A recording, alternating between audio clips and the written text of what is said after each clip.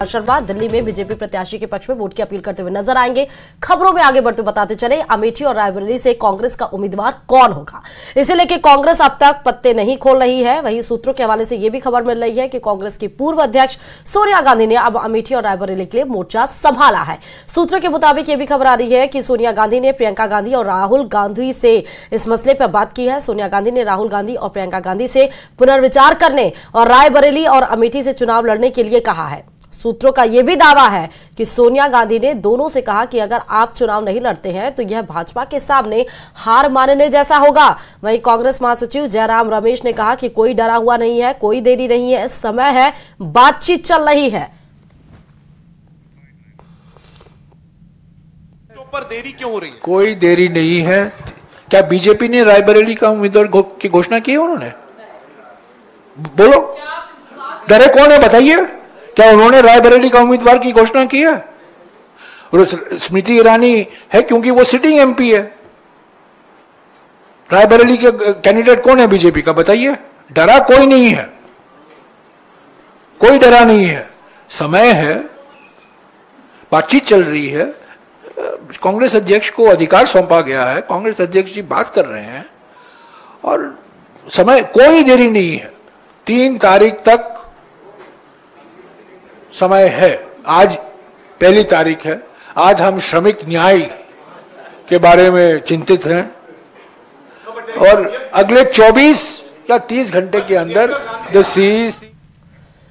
और चर्चा थी कि राहुल गांधी वायनाड में दूसरे चरण की वोटिंग के बाद सीधा अमेठी लैंड करेंगे, लेकिन ये सारे दावे वादे हवाई हो गए।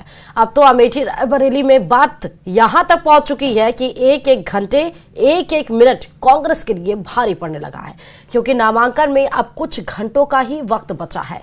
देखिए खास रिपोर्ट। प्रत्याशी घोषित करने से क्यों डर रहे हैं? डरा कोई नहीं है। अरे खड़गे साहब, परिवार के लिए झूठ बोल रहे हो।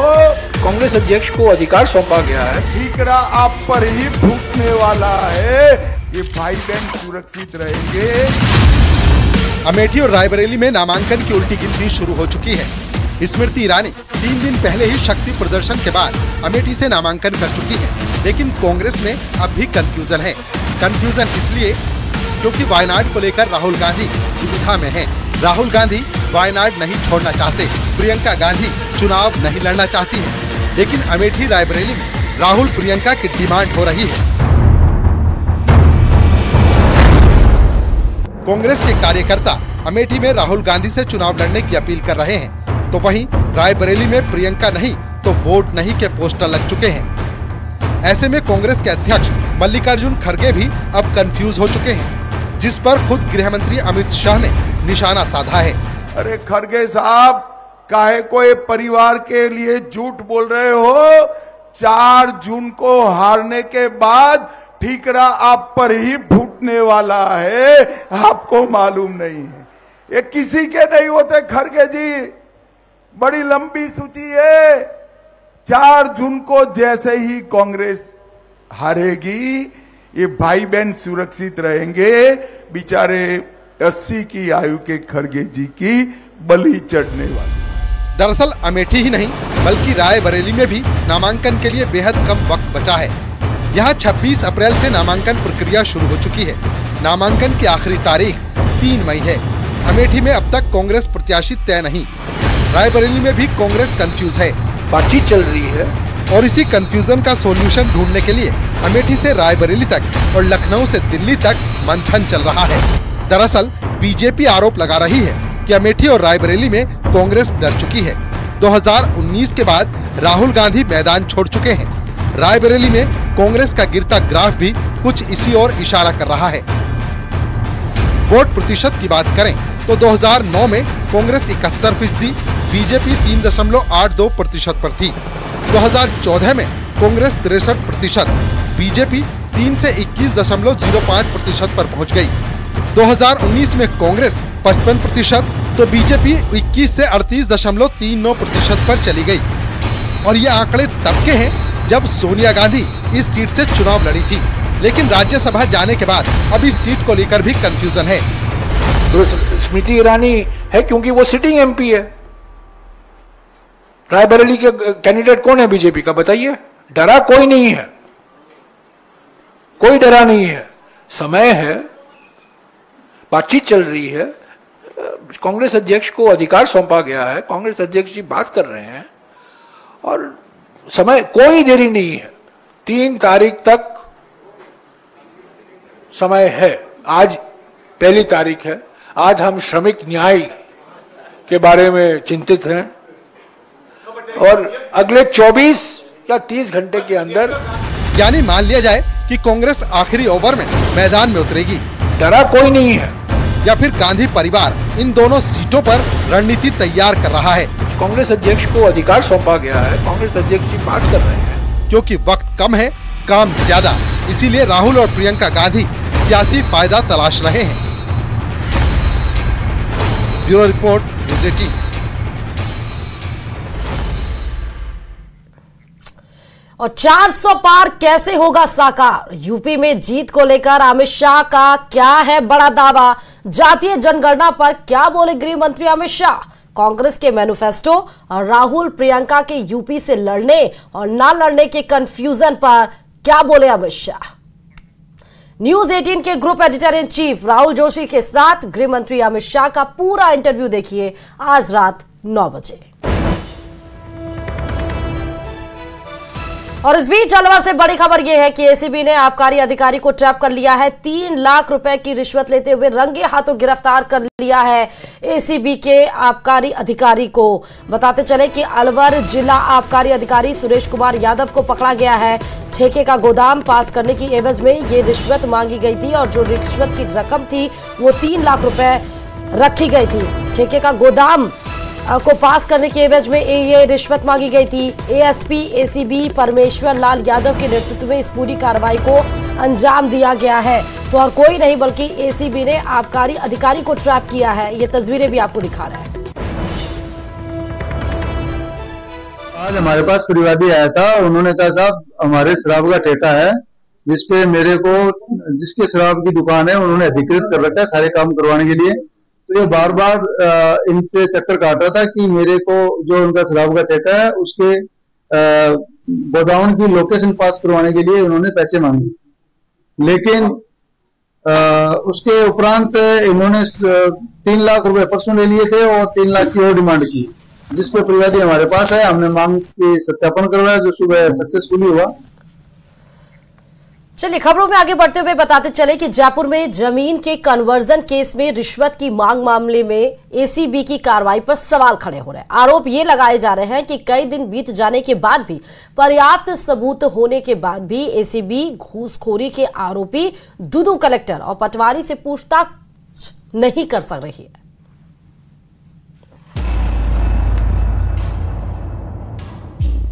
जमीन कन्वर्जन को लेकर 25 लाख रुपए की रिश्वत मामले में अब जांच एडिशनल एसपी संदीप सारस्वत करेंगे।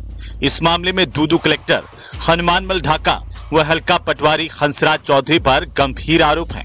हालांकि एसीबी की कोशिश दूदू कलेक्टर हनुमानमल ढाका और हल्का पटवारी हंसराज चौधरी को रिश्वत लेते रंगे हाथों पकड़ने की थी, लेकिन कार्रवाई की सूचना लीक होने पर दूदू जिला कलेक्टर और हल्का पटवारी रंगे हाथों पकड़े जाने से बच गए।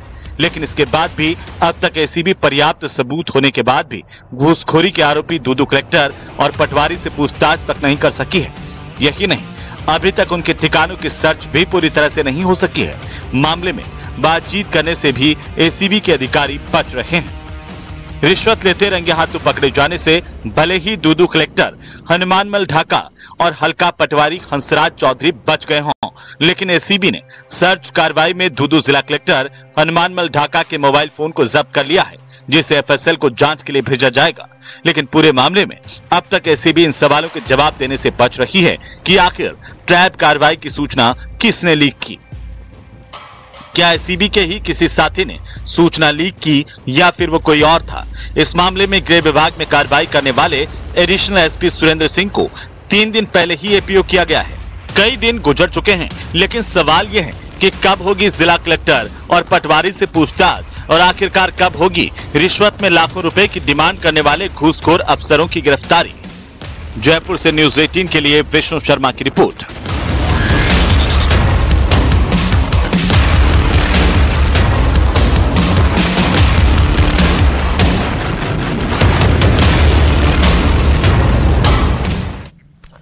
और इस बार जयपुर ग्रामीण लोकसभा सीट पर चौंकाने वाले नतीजे आ सकते हैं। कांग्रेस इस सीट पर अपनी जीत तय मानकर चल रही थी, पर आखिरी वक्त यहां पर बड़ा खेल हो गया। अब कांग्रेस के चेहरे पर मुस्कान कम तो बीजेपी जीत के प्रति आश्वस्त है। देखिए रिपोर्ट।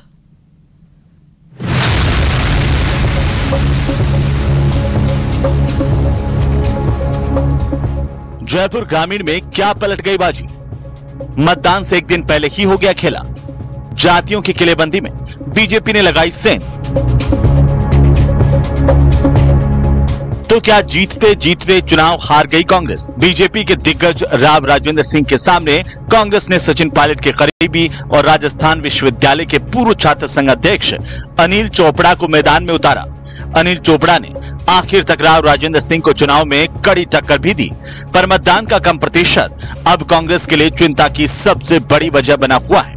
जयपुर ग्रामीण की जनता ने मतदान में कोई खास दिलचस्पी नहीं दिखाई। कुल मतदान 56.70% रहा, जो 2019 के 67.08% के मुकाबले काफी कम रहा। इससे बीजेपी अपनी जीत के दावे कर रही है। भारतीय जनता पार्टी जिस प्रकार से इस चुनाव के अंदर उन्होंने एकजुट होकर कार्य किया है, 25 की 25 सीटें आना मुझे ऐसा लगता है संपूर्ण रूप से संभव है। कहीं भी कोई शंका की गुंजाइश है नहीं। सबसे बड़ी इश्यूज क्या है जिन पे वोट कर रही जनता? राष्ट्र हित में वोट करी, राष्ट्र की नीतियों को लेकर वोट करी, नरेंद्र मोदी जी की जो योजनाएं उनको लेकर वोट, चाहे वो JJM हो, चाहे वो नदी से नदी जोड़ने की बात हो, चाहे किसान की आय को दुगनी करनी हो, या किसान की व्यवस्था, किसान की खेती के तरीके और व्यवस्थाओं को और सुसज्जित करना हो, ये सारी चीजें उसके अंदर है। अब एक नजर डालते हैं जयपुर ग्रामीण लोकसभा सीट पर विधानसभावार मतदान के प्रतिशत पर।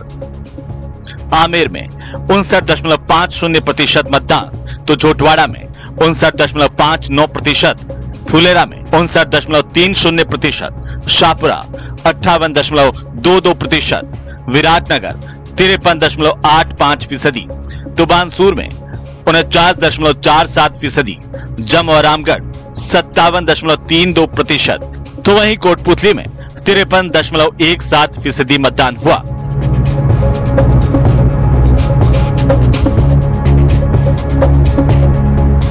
इसी कम मतदान प्रतिशत में जीत और हार का आंकड़ा छिपा है। कांग्रेस को जिन वोटों से जीत की उम्मीद थी, उनका वोटिंग प्रतिशत बहुत कम रहा। पहले यह अटकलें लगाई जा रही थी कि जाट प्रत्याशी होने के कारण इस सीट की 5 विधानसभा सीटों पर जाट समुदाय से आने वाले अनिल चोपड़ा के पक्ष में मतदान करेंगे, पर ऐसा कहीं भी दिखाई नहीं दिया। यादव वोट बैंक के कांग्रेस में शिफ्ट होने के पहले कयास लगाए जा रहे थे, मगर आखिर में यादवों का पलड़ा भी भाजपा के पक्ष में झुकने की खबर आई। सचिन पायलट समर्थित उम्मीदवार होने की वजह से अनिल चोपड़ा के पक्ष में गुर्जरों के बीच अनिल चोपड़ा की जनसभाएं तो बड़ी बड़ी हुई, पर कोटपुतली की गुर्जर बहुल सीट पर वोटिंग सिर्फ 53% हुई। मीणा और SC मतदाताओं ने भी कांग्रेस के पक्ष में कोई ज्यादा बढ़ चढ़कर मतदान नहीं किया। उल्टा इन जातियों का झुकाव भी बीजेपी प्रत्याशी की तरफ ही झुका हुआ नजर आया। तो कांग्रेस से बीजेपी में आए पूर्व मंत्री लालचंद कटारिया और राजेंद्र यादव ने झोटवाड़ा और कोटपुतली में जमकर मेहनत करते हुए कांग्रेस की तय मानी जा रही जीत की संभावनाओं पर आखिर तक पानी फेरने में कोई कमी नहीं छोड़ी। फिर भी कांग्रेस उम्मीदवार को जीत का पूरा भरोसा है। कांग्रेस पार्टी और मेरा समर्थन किया। मैं कह सकता हूं पिछले 10 साल में भारतीय जनता पार्टी ने जिस प्रकार जयपुर ग्रामीण की जनता के साथ कुठाराघात किया, जयपुर ग्रामीण में विकास का कोई काम नहीं हुआ। निश्चित रूप से जयपुर ग्रामीण के तमाम मतदाता ने इस चुनाव में इसका जवाब दिया है और मैं बहुत धन्यवाद करना चाहूँगा पूरे जयपुर ग्रामीण के तमाम मतदाताओं का कि अपने इस भाई, अपने इस बेटे, नौजवान साथी का समर्थन किया। और निश्चित रूप से जयपुर ग्रामीण हम बड़े अंतर से और एक बड़ी जीत के साथ हम जयपुर ग्रामीण जीतने जा रहे हैं। कांग्रेस पार्टी मजबूती से इस चुनाव को जीतने का काम कर रही है। बहरहाल बीजेपी प्रत्याशी राव राजेंद्र सिंह के पास सियासत का लंबा तजुर्बा था, तो दूसरी ओर अनिल चोपड़ा के पास युवा जोश। पर पहला चुनाव होने की वजह से अनिल चोपड़ा बूथ मैनेजमेंट में पिछड़ते दिखाई दिए। कांग्रेस जिस जातीय वोट बैंक को अपने पक्ष में मानकर जीत तय समझकर चल रही थी, उसकी मतदान के प्रति बेरुखी और कई जातियों के आखिर में पाला बदलने से कांग्रेस की मुश्किलें सीट पर बढ़ती दिखाई दे रही हैं। इस सीट पर उलटफेर की संभावनाओं से भी फिलहाल इनकार नहीं किया जा सकता। जयपुर ग्रामीण के मतदाताओं के बीच बीजेपी ने राम का नाम और मोदी सरकार की उपलब्धियों को खूब बुनाया है, तो कांग्रेस पार्टी को यकीन है कि इस बार मोदी का जादू चल नहीं पाएगा और सत्ता विरोधी लहर उसे चुनाव में जीत जरूर दिला देगी। मगर दोनों ही पार्टियों के लिए मतदान का कम प्रतिशत चिंता की वजह बना हुआ है और जब तक ईवीएम से नतीजे बाहर नहीं आ जाते तब तक कांग्रेस और बीजेपी अपनी अपनी जीत के इसी तरह दावे करते रहेंगे। कैमरा पर्सन मानसिंह के साथ बाबूलाल धायल, न्यूज 18 जयपुर। और अब कोटा से बड़ी खबर इस बीच आपको बताते चले कि पेपर लीक सरगना अमित भास्कर की तलाशी अब तेज हो चली है। 10 से 15 लाख में पेपर सॉल्व करवाने वाले गैंग का सरगना है ये अमित भास्कर। साथ ही बताते चले कि पेपर सॉल्व करवाने की कमाई का 50% लेता था ये अमित भास्कर। कंप्यूटर हैक करने वाली टीम का रहता था 25% हिस्सा। खबर पर हमारे संवाददाता हिमांशु जुड़े हुए हैं। हिमांशु, पेपर लीक सरगना अमित भास्कर की तलाश तेज। देखिए, पेपर लीक का जो सरगना है अमित अमित भास्कर, जिसको लेकर के कई अहम सुराग लगे हैं, लेकिन फिलहाल पुलिस की पहुंच से दूर है, फिलहाल फरार चल रहा है। महत्वपूर्ण बात यह कि जो भी राशि आती थी उसका 50% हिस्सा अमित भास्कर लिया करता था। इसके साथ ही जो 25% जो रकम है वो पार्टनर जो थे वो पेपर सॉल्व करवाने और 25% हिस्सा जो है वो हैकर को दिया जाता था। ठीक है, बहुत बहुत शुक्रिया हिमांशु।